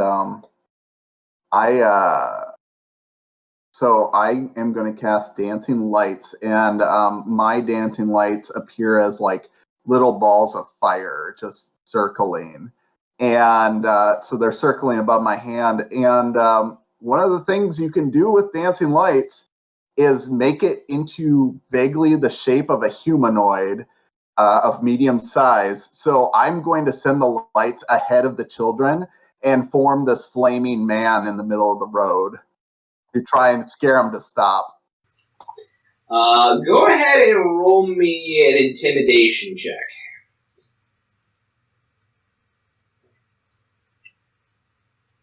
Oof. That's an 11. 11? They're children. So they stop for a second and they're like, "Holy shit, there's a fireman!" But no, then they just like they're like getting pushed along and they're like by their others and they're like, "Just keep going, just keep going." Damn it! We'll say that you gained about 5 feet because they did stop for a second. Can I fling myself out of the cart? Yeah, I'm going flying. I'm going to go charge at them. Oh, you're actually flying? Wait, my All friend, right. wait, don't leave me! So you jump out of the cart and you start flying towards them. They kind of look out from underneath their hoods and see you flying, and you see now as they their eyes become really wide as you're flying over top of them. What is your movement? You're 40. 40 feet? Yeah, you easily get in front of them, but there are probably about 8 children that are kind of cloaked and similarly running. Are they Naruto running? No. That's too bad. I want to charge into one of them. You charge into one of them? Yeah, me. Alright. Wrestle. So you're just gonna try to are you trying to grab them or are you trying to just shoulder check them? I'm going to shoulder check You're them. gonna shoulder check them? Go ahead and make me an unarmed strike. Oh, God. To hit? Yeah. Yes. Yep. Oh, no.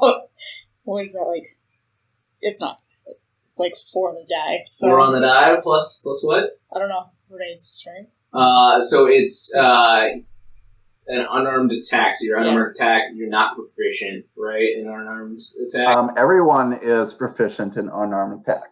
Are they? So your proficiency plus your strength. 8. 8? This is a kid.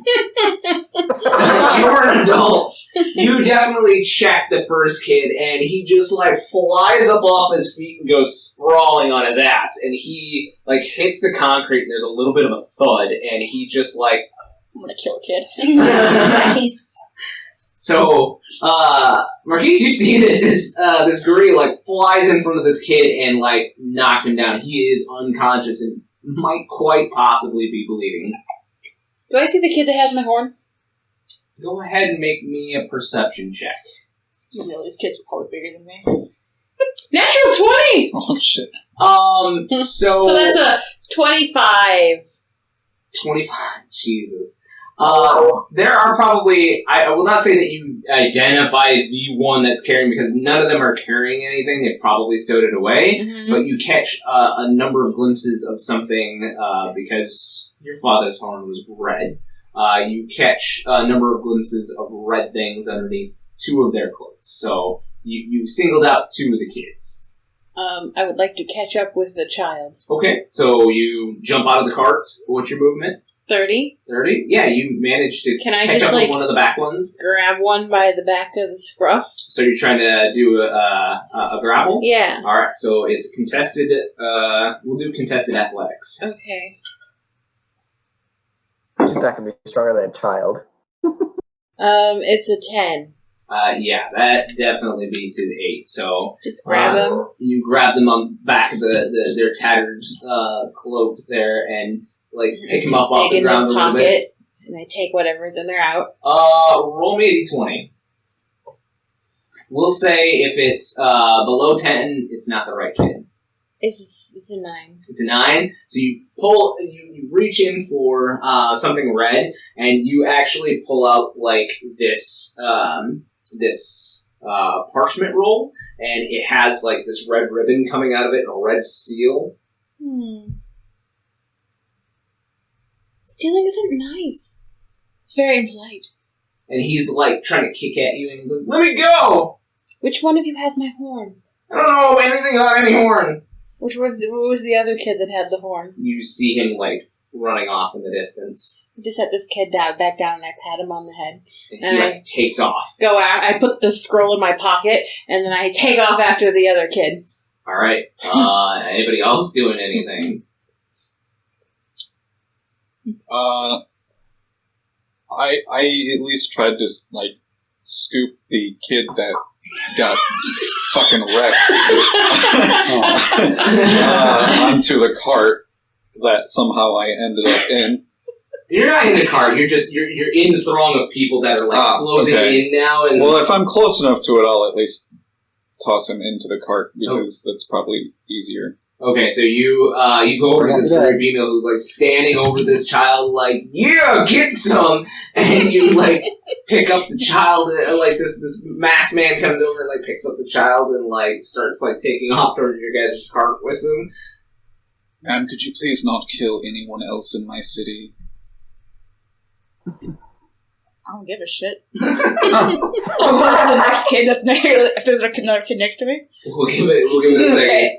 Anybody else doing anything? Matt and yeah. Go ahead. So what I was gonna do is at the same time that Elspeth. It sounds like Elspeth. Elspeth. Elspeth. You can call me Ellie. Ellie. Okay. Oh, I will write that down. As Ellie was doing her thing, I wanted to do a minor illusion and project my voice like in front of them. So I wanted to do like a super loud lion roar to try and scare them like away from where they're running and back towards us, just to like scare the shit out of them.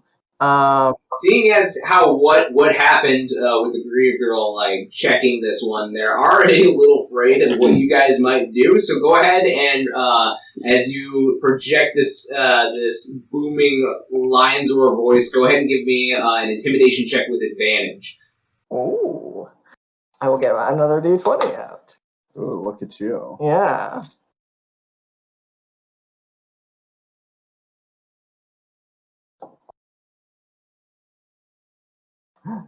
Oh, I didn't roll very well, but it's still a +5. So that is 12. 12?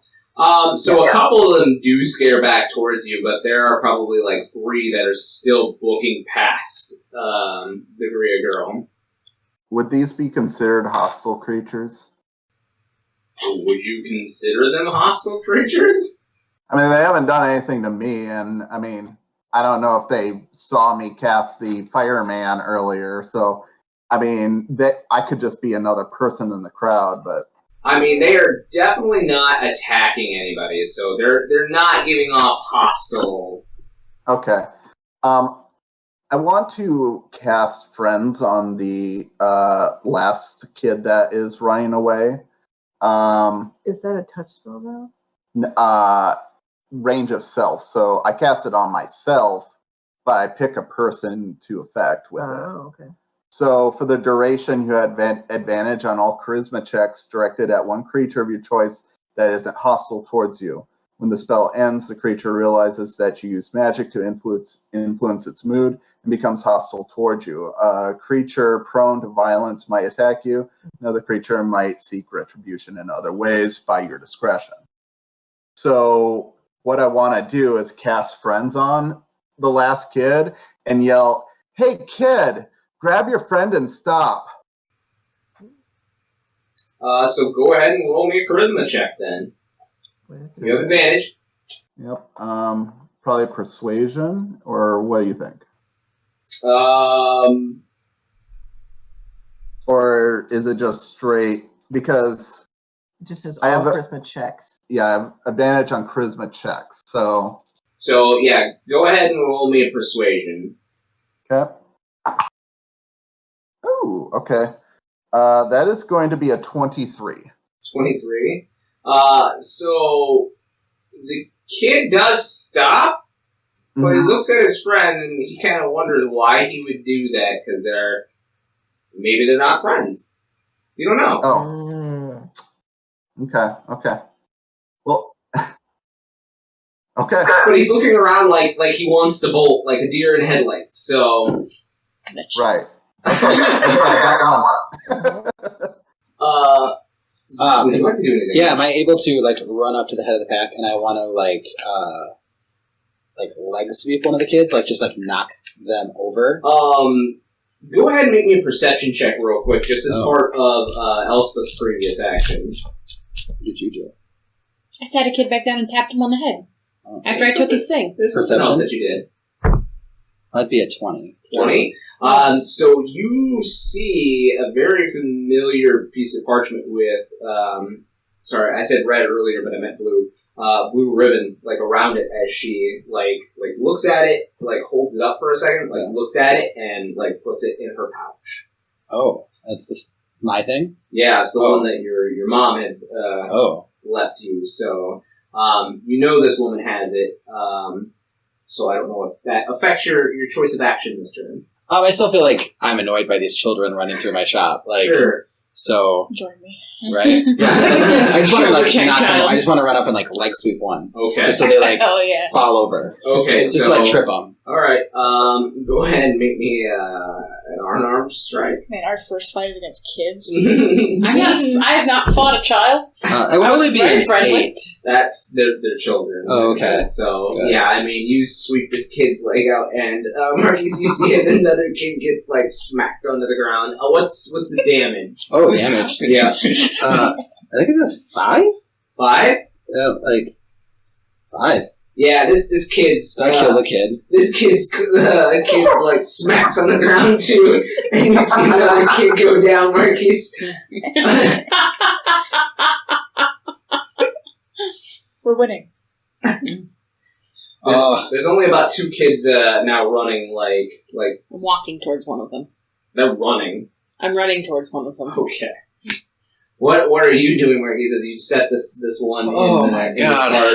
I guess I'll grab the other one. I want to actually check both of them to make sure that they're alive, or if I need to maybe try and intervene. We'll do it as a single medicine check, so go ahead and roll medicine for me. Fuck, it's my 15. Oh, yeah. They're still breathing, but you get the feeling like if they don't get some kind of medical attention soon, that they could probably have some brain damage. Okay. This isn't something that I could just, like... You could probably stabilize them with that same medical check. Could I? Yeah, I'll at least stabilize them. Alright. Yeah, easy enough for you. You're definitely trained in the arts to stabilize them as you...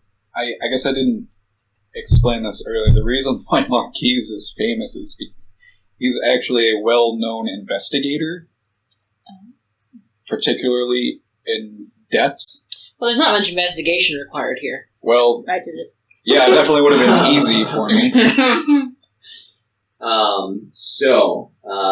You say that you are running up to the other kid with the red flash that you said. So what are you doing with this kid? I'll try to grab this one kid too. Okay, so contested athletics. Okay. Oh, it's an 18 on the die. 21? So this kid rolled a 19 on the die and got a 22. He squirms out of your grip, and go ahead and make me a perception check. Perception? 23. So this kid that you're pretty sure had the horn, he also has a couple of other items on him as well. He has one scroll that is sealed with a wax seal, and looks very, very royal. And you also see that he has a small blue... I don't know, would you have seen one of these before? Go ahead and make me a history check real quick. Natural 20, so 21. Damn. Yeah, I mean, you've not seen them often, but you have seen people that have come to your small temple that have had them. He has a small blue materia in his pockets. Bonus action. Okay. I see a rock on the ground, and I stop running and I pick it up because I'm like, oh, this is a nice rock. Oh no. And then I use magic stone and flick it at him. Go ahead and roll me a attack roll. You get a headshot. He's a child, so that's a 12? A 12? This kid is actually wearing a little bit of what I would call homemade armor. He has, a pan on his head, and he has, a hot plate, strapped to his chest with some twine. So, your stone, it flicks off the pan on his head, but it doesn't seem to slow him at all. Fena'Din! That one! I'm charging. He is going to attempt to try to hide into the crowd here. Oh, no. With a natural 20. Oh. For a total of 23. So. Did I get a good look at what that kid looked like? Go ahead and... What's your passive perception? 15. Oh, yeah. So, he... this is a race that you have not seen before. This child is a Nezumi youth, so he is rat folk.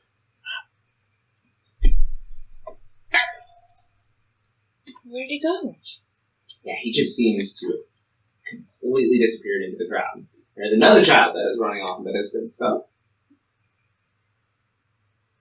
I'm going after whatever kid I say, fuck them all. Okay. There's still one more. Yeah, go ahead. Are you still flying? You're flying... I don't think... No.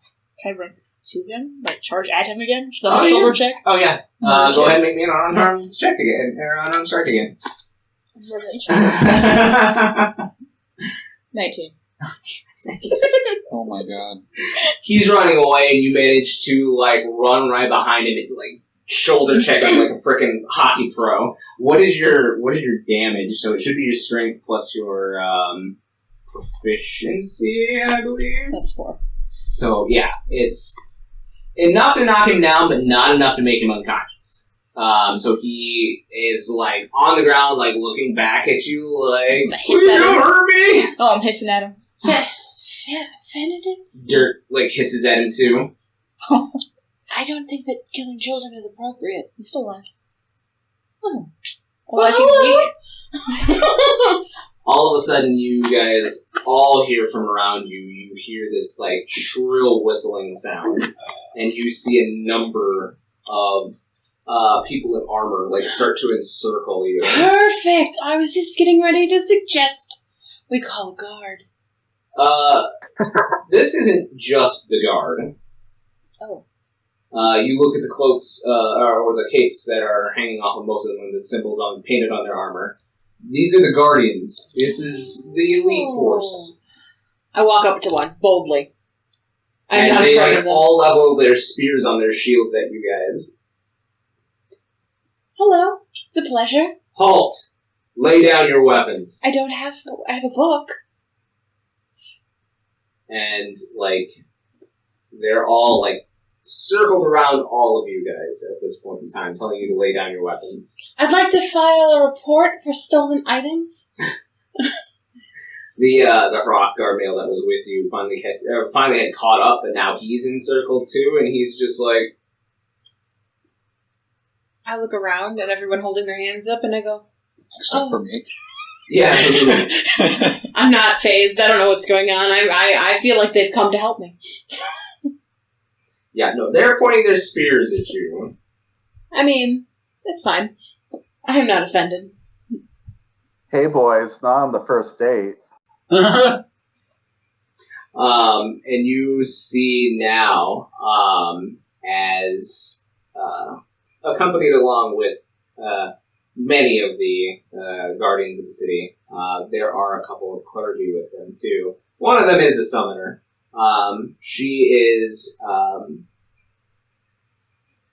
probably about 5'8". She has this long white hair that's pulled back into kind of a tight braid, military style. She's wearing this circlet with a moonstone in the middle of it. And you see as she like takes two fingers and she whistles. And you see now as the ground underneath you, in between all of you, like slowly starts to kind of roil in one kind of 5-foot circle, and it starts to roil up, and then you see this figure, like, this small, well, not small, but you see this figure, like, pull itself up out of the ground, and this is the first time some of you have seen a summon Aiden. I know what it is, right? You do know what it is. Is it Titan? It is Titan. I Titan. get very excited, and I go, Titan! Oh, he's one of my favorites.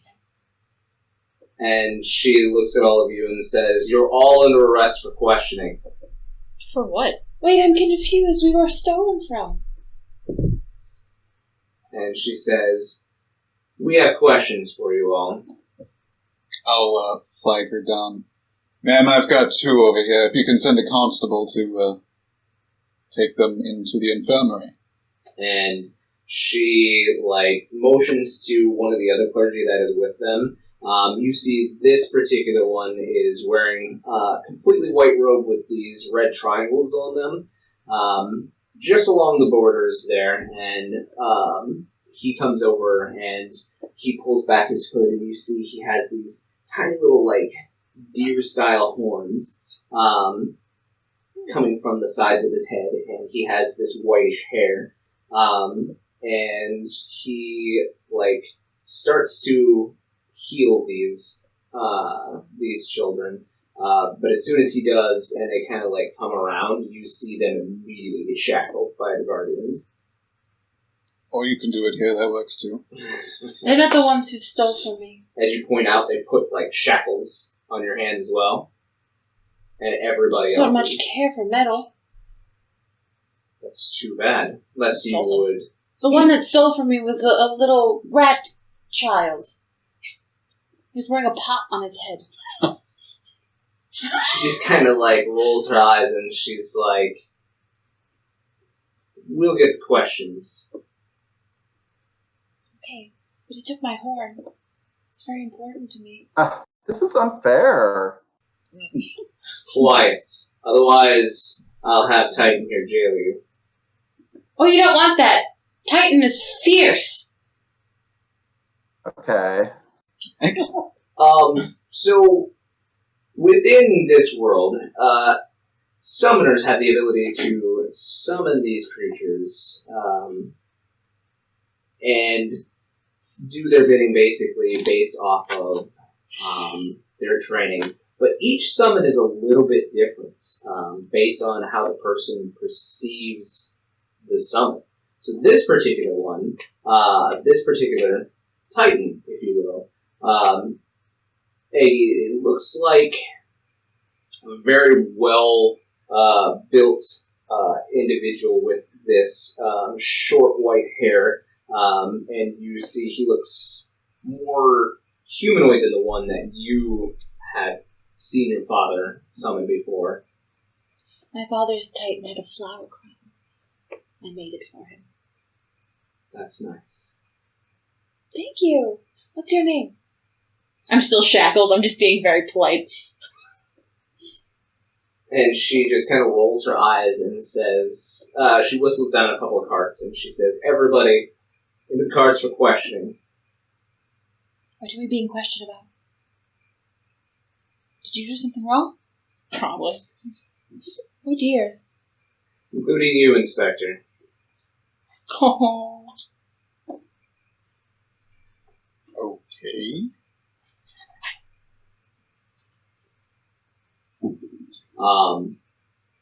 Asher, they take the sword off of you, and since it is a weapon, and they say it's to be confiscated until after questioning.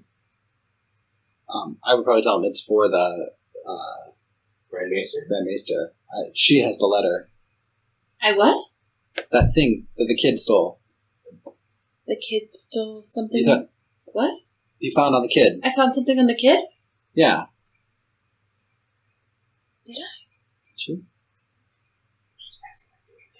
Oh, I don't like that. she forgot already. No, it's the scroll. The scroll you found. Oh goodness, with the beautiful hair bow. This one? Yeah. And I would in shackles, motion to the guy, read that. He takes it, and you see that it's just the letter that your mother had given you. Oh, I thought it was the instructions. No, that one is gone. As you were like, oh, maybe it's with. Oh shit. Is that the right letter? Yeah. Maybe I stole one. Maybe I got another letter from the kid. I start with the shackles digging in my pockets. Oh no, that's just rations. Stop reaching. Are you hungry? I'm good, thank you though. Okay. You're beautiful. You have a lovely face. Has anyone ever told you that? I don't think now is the time. All six of you get put into a cart and wheeled to Goodbye, the Mr. south Chocobo! gate. Oh no, there are two chocobos now pulling you in Now this there's two chocobos! Are they yellow or are they different colors? The Guardians actually have white chocobos. Oh. And they have very special writings and trims. I tried to pat one on the way into the... You're at the back of the cart. Aww. I go up to the front of the cart and try to... You can't reach them from here. I want to pet the chocobo. We'll go later. Okay. I'll find him. You see now as one of the kids, nuts one of the Guardians, kicks one of the Guardians, right in the crotch and, starts to try to run off into the distance. And you see the woman with the white hair, whistle again, and the Aggie that she had summoned, floats towards the kid and with its hand outstretched goes like this. And you see this wall of earth mold up around him and encapsulate him. With my hands chained, I just love to watch them work. You are all insane. It literally starts to roll back towards her, forms itself into a ball and starts to like roll, and then it like dumps the kid out in front of the woman with the white hair, and she like grabs the kid by the scruff of the neck and throws him into a different cart. Street kids. I think that you did that to the child, and we've gotten arrested now. Deserved it. So, you guys are all in the same cart, all 6 of you. And you are now being wheeled off, we shall say, to the closer to the Sun Gates entrance. I look at Becky. I just love staring. I have no social graces. I'm staring at Becky. I don't say anything for a long time. I'm just looking at you. Hi. Oh, hello. You're beautiful. Oh, thank you, gorgeous. Are you naive or are you just ironic? What? I can't hear you. Like, this is Travis speaking. What did you say? What? Am I naive? Oh. We heard. Oh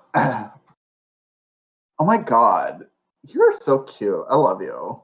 I think we're best friends now. Oh. Oh, well, I've only ever had one friend. 2 friends. Yeah? 2 friends now. 3 friends. Well. Oh, be careful who you cast your lot with.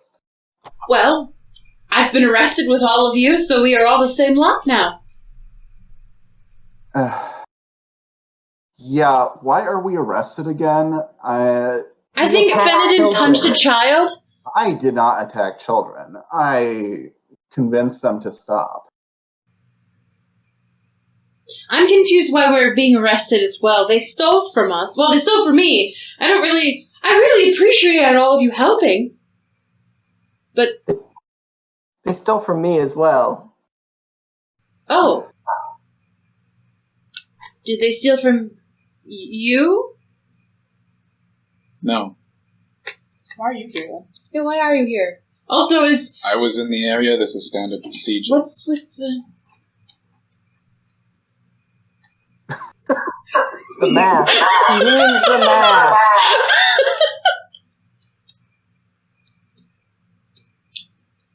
I don't know. I've just always had it. Is that your face? No. Oh my goodness, I feel so rude. Is that your face? It's... Are you... You don't travel much, do you? I'm traveling now. Uh-huh. First time, okay.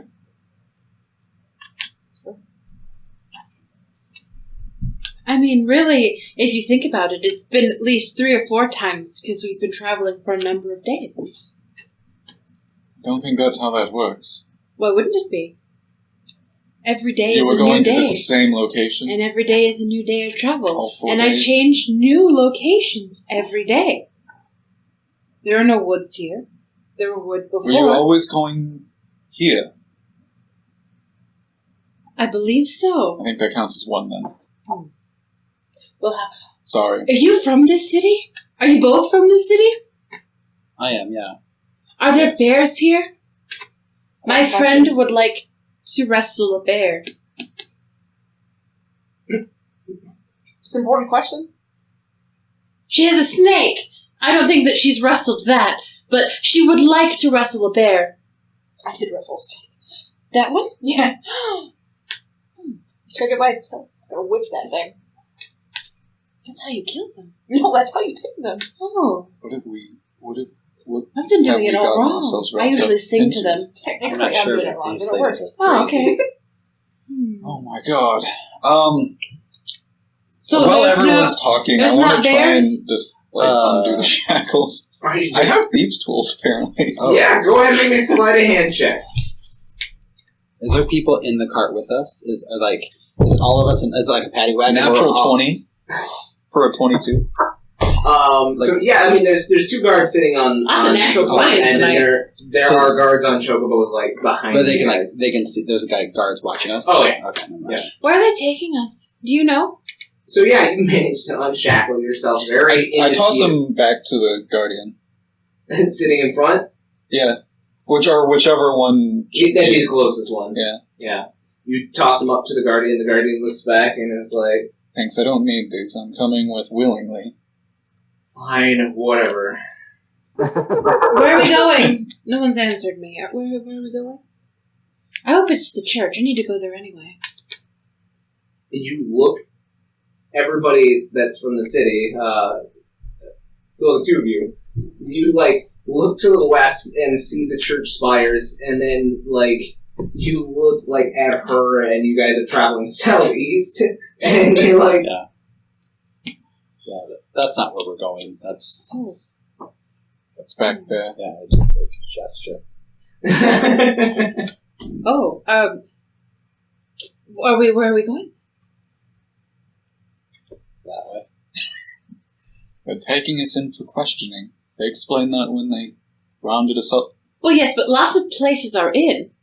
The church has an inside. That house over there has an inside.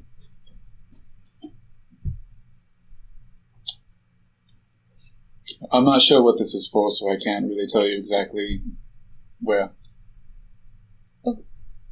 I'm assuming it's because you attempted to murder 2 children today. Well, it was just you. Upon Wasn't us. arriving in the city, I admit it. you're not used to large crowds, are you? No. I can hear a lot of things and I don't like it. It's very loud here. It's very loud. Well, this is a bummer. I'm Becky, and who are you, gorgeous? Oh, I'm Elspeth. Alysia. Oh, okay. Well, it's great to meet you. And how about you, big, tall, and handsome over there? I look at Eric's character.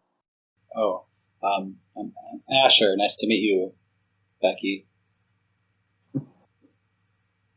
And what about you, pointy face? Yeah, we haven't seen your real face, have we? No. How do you... This is the weirdest day for me.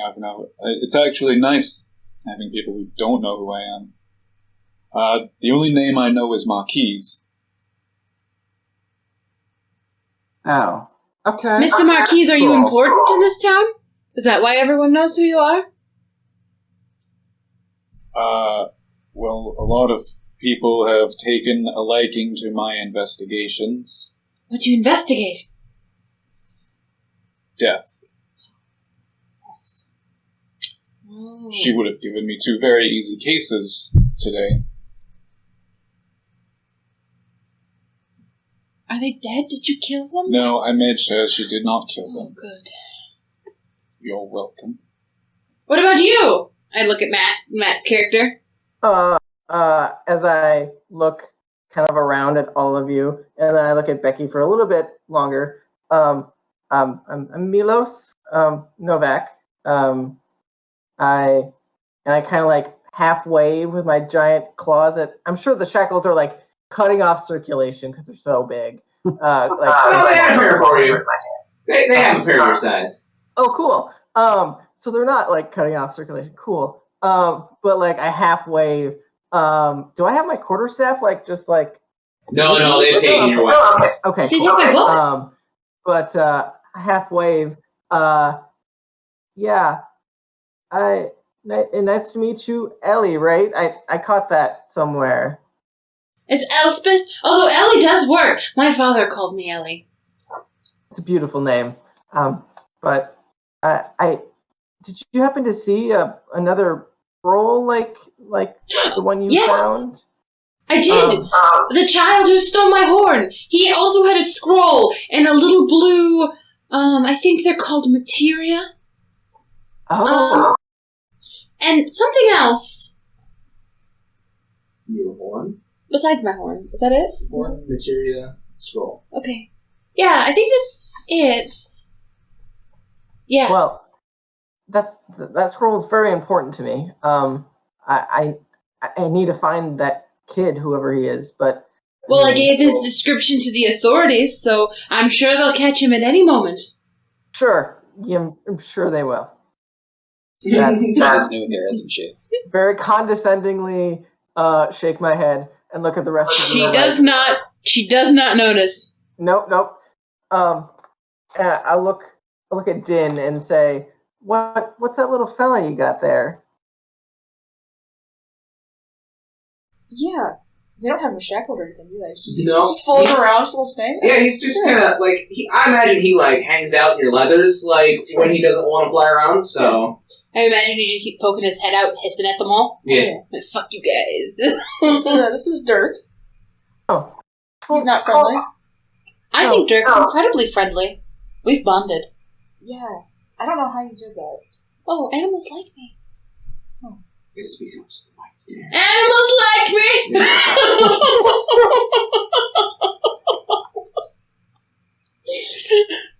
Well, Dirk is quite adorable. I wouldn't call him adorable, but yeah. I love him. I think he needs a little hat. I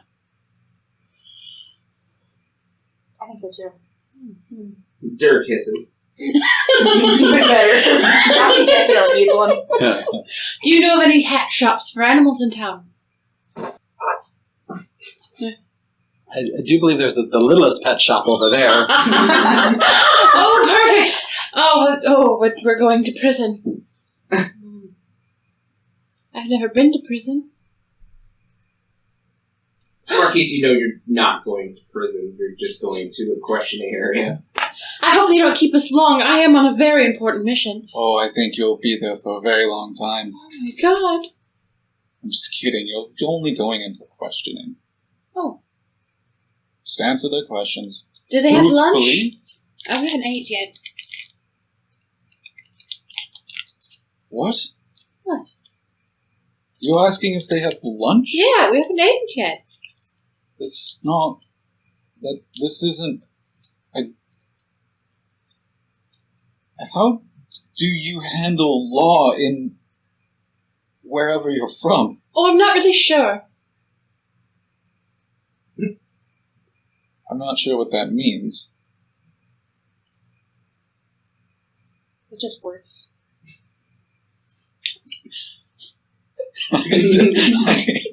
Sounds like they serve lunch when they... Apparently. There aren't many crimes in the forest. Well, that sounds lovely. Well, that's not true. It's hard to find criminals in the forest.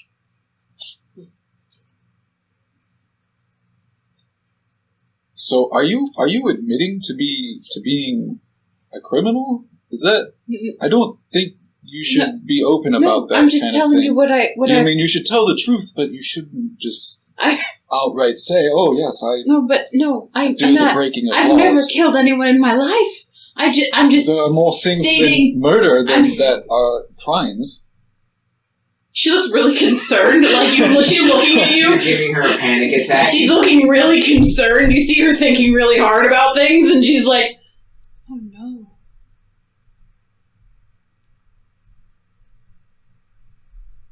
What have you done since you've been here?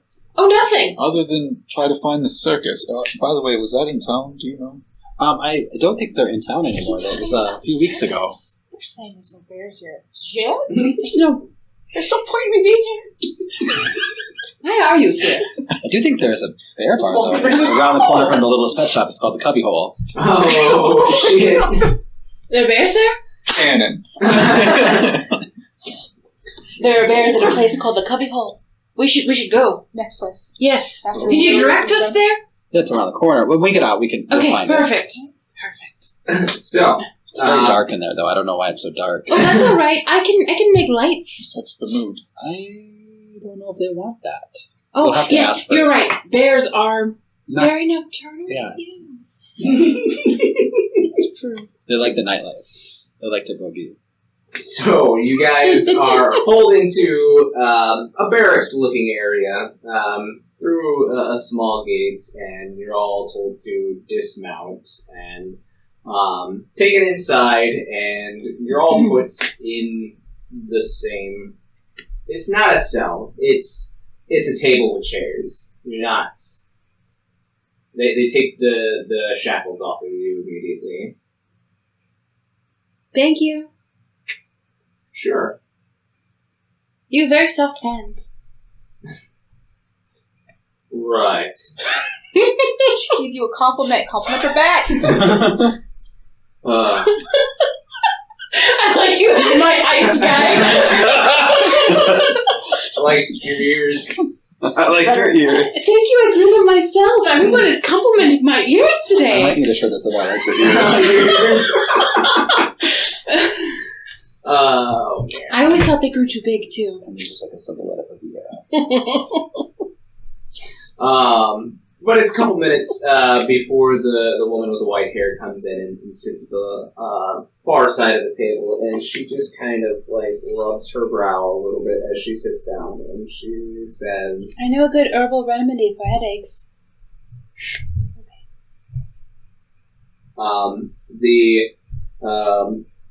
What looked like a small, like, teenage boy that you had seen with the horns, he comes in and he starts casting a spell. You can see he's not hiding it. And the woman says, now, we just need the truth, please. Why were you assaulting the children in the streets? It was fun. No. Well, you see, we were traveling, and we were on our way to the church. Well, really, we weren't going to the church. I wanted to go to the, what's it called? Foreplane? The foreplane first. And then we met this amazing, I talk about I give her the whole story, and She turns towards you, Marquies, and she's like, why were they assaulting children in the streets? and then they took my summoner horn, and I needed to get it back. I was going to ask them You're a summoner? politely, but then my friend, well, she's a little bit more aggressive than me, and she just, like, decked him in the face. Okay. But he wasn't the one who had my horn, and then I politely picked another one up and took what was in his pocket, which also was not my horn. I sat him down, pat him on the head, and sent him on his way, of course. But that didn't belong to me either. I gave it back to its rightful owner. Like I said, the little rat child with the pot on his head. I think he also had a materia and a really official-looking document with a fancy, like, I described the seal. And Milos, you immediately recognize as she describes the seal. Did it look like this? And I'm going to try and do like minor image to make it look like the scroll and like the seal and everything. That's exactly it, yes. But he got away. I don't know why you hit the other child. I told you which child was the right one, and then you went and punched the other kid. Did you? Yeah. Oh, Okay. he's there. Listen, while you're in my city, unless you're in the fighting pits, you don't punch anyone. Especially not children. That seems fair. Fine. Do you want to go to the fighting pits? Maybe they have a bear. Do they have bears? I don't know. They might have bears in the fighting pit. And she just kind of like rolls her eyes, and then she looks at the two of you and she says, and please, for the love of the faith, keep your spells to yourself while you're in town. Oh, we lost him. Oh, they're there. Oh, we just lost they Matt. no, they just were. They What? didn't have their. They must have been muted. We lost you already. for a second. Oh, okay. I just said, okay. And she looks at the rest of you and says, we will try to get everything back. We know the boy and his small gang, so you are welcome to stay here, and we will serve you refreshments here momentarily. Oh, this is... I look at you. They do have food. Okay, you lucked out this time. It's just very important that I get my home back. You're a summoner. Mm-hmm. And she says, I don't recognize you. I'm not from here. I came from the forest. Why didn't you use your summon to catch the boys? I just told her not to use magic. I don't condone violence. Fair enough. And she says, we will try to have you to the church in no time. That's where you should go. That's where I was going. And I got robbed. Well, actually, it's the second stop. But, you know. And she kind of whistles at the door, and they bring in all of your guys' weapons and equipment again. When the sword is laid in front of you, you see that one of the materials is missing. Was it blue? Yeah, would I recognize that it's that one?